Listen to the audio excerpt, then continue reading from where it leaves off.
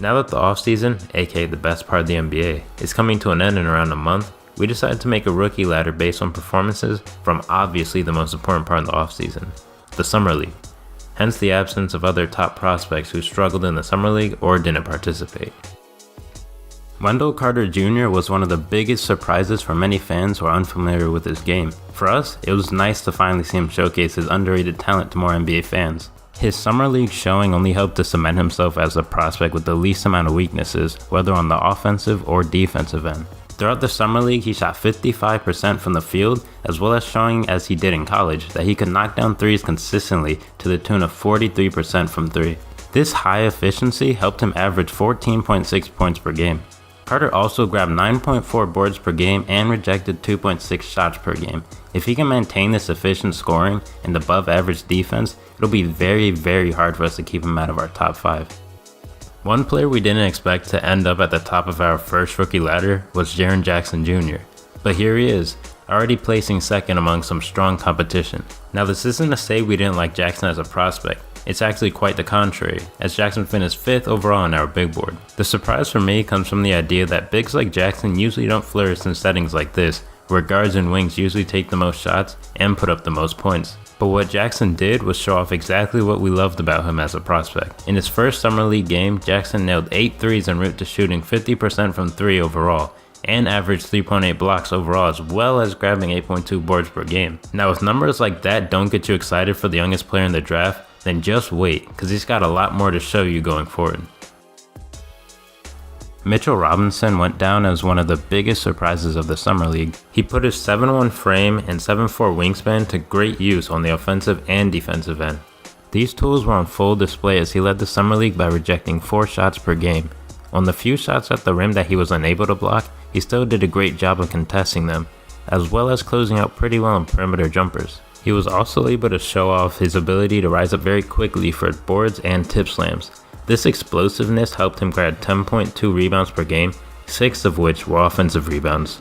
This willingness and desire to grab offensive boards helped him average 13 points per game due to all the putbacks. He should have plenty of opportunities to show off his skills for the potentially Porzingis-less Knicks or play alongside him if he does return this season. His place on this list will largely be determined by the amount of playing time he receives due to the veteran presence of Enes Kanter.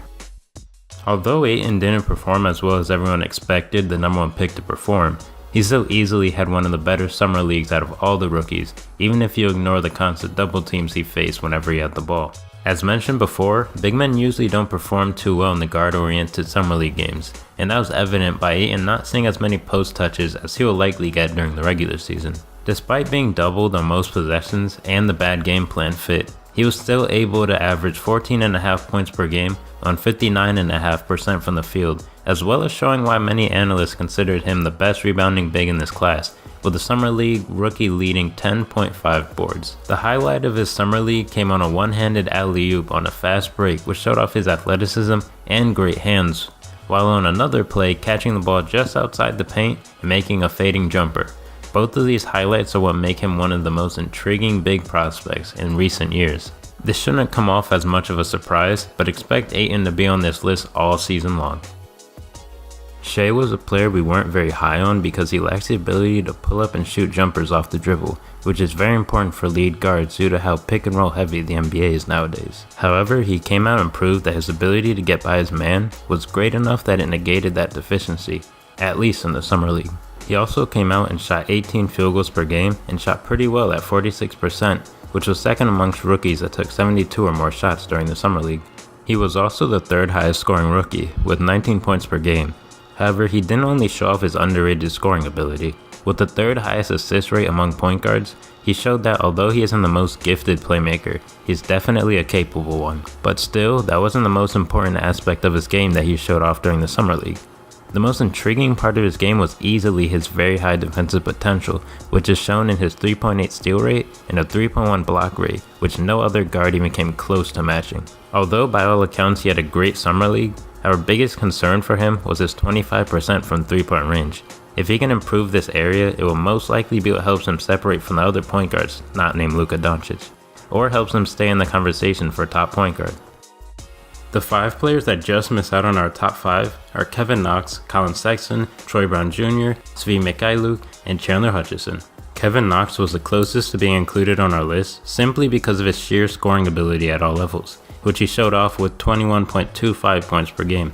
However, he was left off due to not making much of an impact when it came to anything else, as well as not shooting very efficiently from the field at 35%. However, he was respectable from 3 at 36%.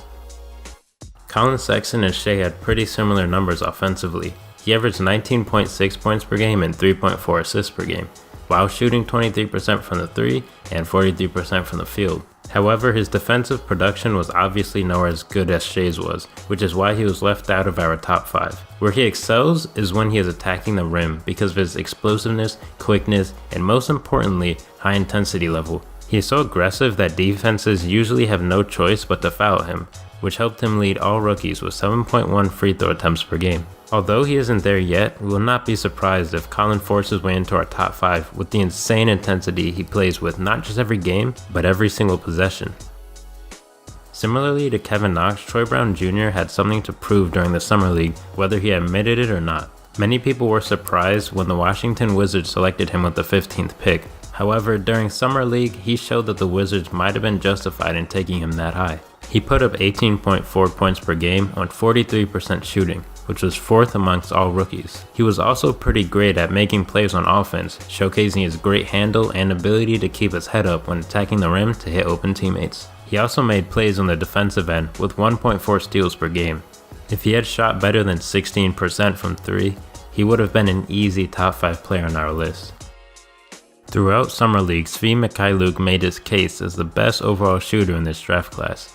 He averaged 15 points on an efficient 48% from the field and 39% from 3. Svi should fit perfectly into the Lakers' new game plan, which is basically surround LeBron with shooters. If he is consistent with his jumper, he will get playing time. However, he likely won't get much of a chance to show off anything more than his shooting ability, which caps his rookie ladder potential greatly. Although Chandler Hutchison is the last player to make our rookie ladder, that is still a great position to be in considering some of the talent that he made it over. Remember, this list is judging performance during the Summer League and not just raw talent, and Chandler Hutchison performed pretty well in the Summer League. He regularly stuffed the stat sheet, averaging 11 points, 7 boards, and 3.6 assists per game. Although he only shot 40% from the 3, he did convert on 50% of his threes. When watching him play, he is surprisingly comfortable handling the ball and made some passes you would not expect from a 6'7 forward. However, he also struggled at the rim much more than you would expect from a 6'7 forward. It will be very interesting to see just how much the Bulls take advantage of his mismatch potential with all the other talent they already have. Well, that wraps up our first edition of our NBA Rookie Ladder. We're hoping to make this a weekly update once the regular season begins. If you're looking forward to that and our other content, please drop a like and subscribe, and feel free to roast our list in the comments. Thanks for watching.